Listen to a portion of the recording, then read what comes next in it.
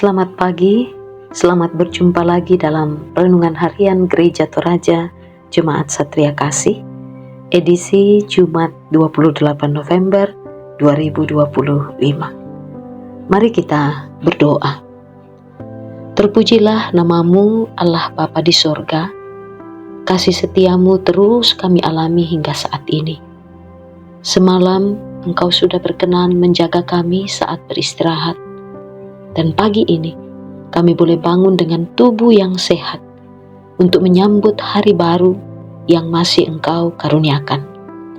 Mengawali seluruh aktivitas, pekerjaan, dan pelayanan kami hari ini, kami rindu untuk membaca Alkitab dan merenungkan firman-Mu.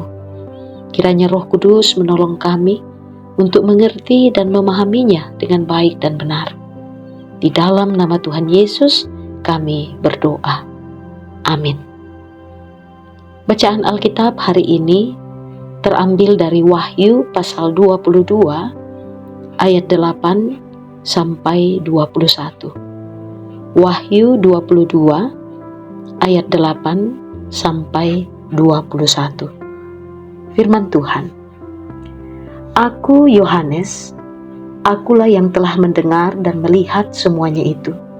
Setelah aku mendengar dan melihatnya, aku sujud di depan kaki malaikat yang telah menunjukkan semuanya itu kepadaku untuk menyembahnya. Namun ia berkata kepadaku, "Jangan berbuat demikian.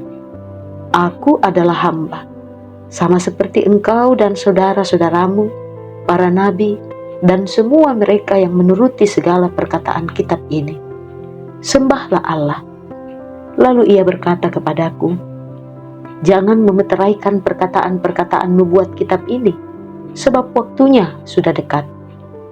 Siapa yang berbuat jahat, biarlah ia tetap terus berbuat jahat. Siapa yang cemar, biarlah ia terus cemar. Siapa yang benar, biarlah ia terus berbuat kebenaran. Siapa yang kudus, biarlah ia terus menguduskan dirinya. Sesungguhnya aku datang segera, dan aku membawa upahku untuk membalaskan kepada setiap orang menurut perbuatannya. Akulah Alfa dan Omega, yang pertama dan yang terkemudian, yang awal dan yang akhir. Berbahagialah mereka yang membasuh jubahnya. Mereka akan memperoleh hak atas pohon kehidupan dan masuk melalui pintu-pintu gerbang ke dalam kota itu. Namun anjing-anjing dan tukang-tukang sihir, orang-orang yang berbuat cabul, pembunuh-pembunuh, penyembah-penyembah berhala, dan setiap orang yang mencintai dusta dan melakukannya, tinggal di luar. Aku, Yesus, telah mengutus malaikatku untuk bersaksi tentang semuanya ini kepada kamu bagi jemaat-jemaat. Akulah Tunas, yaitu keturunan Daud, bintang timur yang gilang gemilang. Roh dan pengantin perempuan itu berkata, "Marilah." Siapa yang mendengarnya, hendaklah ia berkata, "Marilah." Siapa yang haus, hendaklah ia datang. Dan siapa yang mau, hendaklah ia mengambil air kehidupan dengan cuma-cuma. Aku bersaksi kepada setiap orang yang mendengar perkataan-perkataan nubuat kitab ini.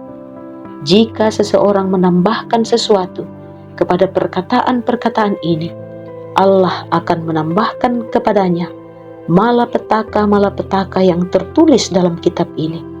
Jikalau seseorang mengurangkan sesuatu dari perkataan-perkataan kitab nubuat ini, Allah akan mengambil bagiannya dari pohon kehidupan dan dari kota kudus, seperti yang tertulis di dalam kitab ini. Ia yang bersaksi tentang semuanya ini berfirman, "Ya, aku datang segera." Amin. Datanglah Tuhan Yesus. Anugerah Tuhan Yesus menyertai kamu sekalian. Amin. Firman Tuhan. Bagian firman Tuhan yang telah kita baca ini akan kita renungkan dalam satu tema, mempertahankan hak atas pohon kehidupan. Mempertahankan hak atas pohon kehidupan. Saudara-saudara yang dikasihi Tuhan, Jika kita mengamati kehidupan saat ini, kita seharusnya bisa meyakini bahwa kita sedang hidup dalam dunia yang terobsesi atau tertarik dengan editing atau penyuntingan, mengubah dan mengeluarkan yang tidak perlu, atau sebaliknya, menambahkan yang kita rasa kurang.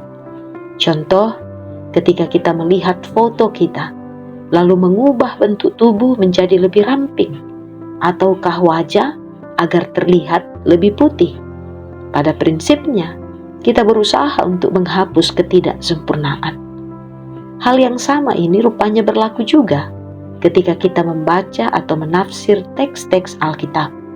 Tidak sedikit pengkhotbah yang menyunting atau mengeluarkan tulisan-tulisan yang dianggap keras atau kasar saat didengar oleh telinga jemaat, sehingga digantikan dengan pemilihan kata-kata atau istilah-istilah yang dianggap lebih ramah, lebih sopan, atau yang tidak membuat telinga jemaat menjadi alergi.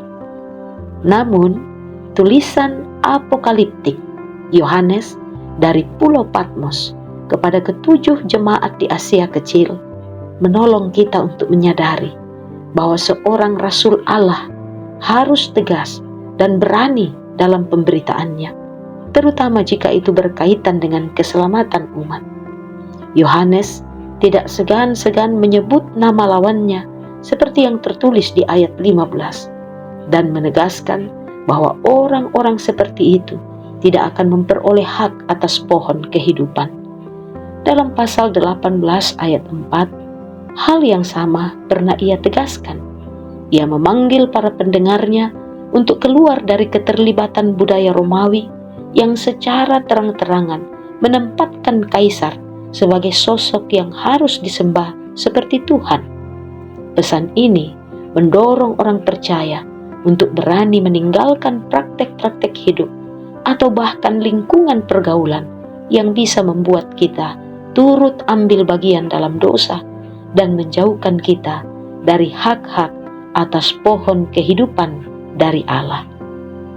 Amin, firman Tuhan. Mari kita berdoa. Terima kasih Bapa untuk firman-Mu hari ini.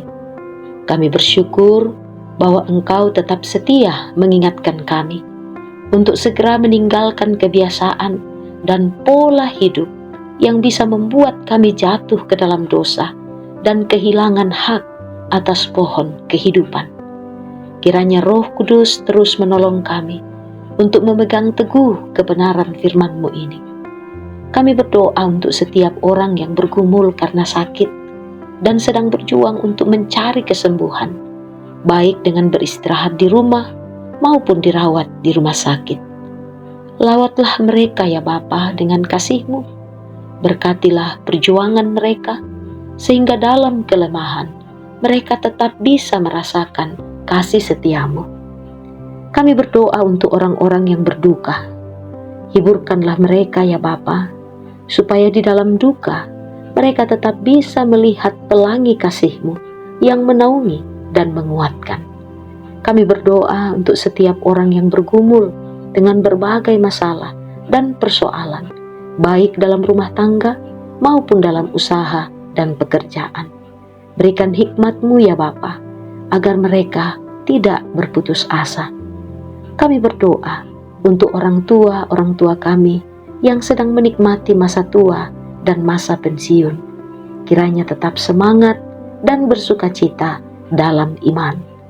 Berkatilah anak cucu kami dalam tumbuh kembangnya, juga dalam perjuangan mereka di bangku pendidikan. Kami berdoa, kiranya kasih-Mu terus menyertai kami di sepanjang hari ini. Berkati kami Bapa, supaya kami tetap sehat. Damai sejahtera-Mu kiranya terus menyertai perjalanan kehidupan kami. Di dalam nama Tuhan Yesus kami berdoa. Kiranya karunia dari Allah Tritunggal menyertai kamu sekalian. Amin.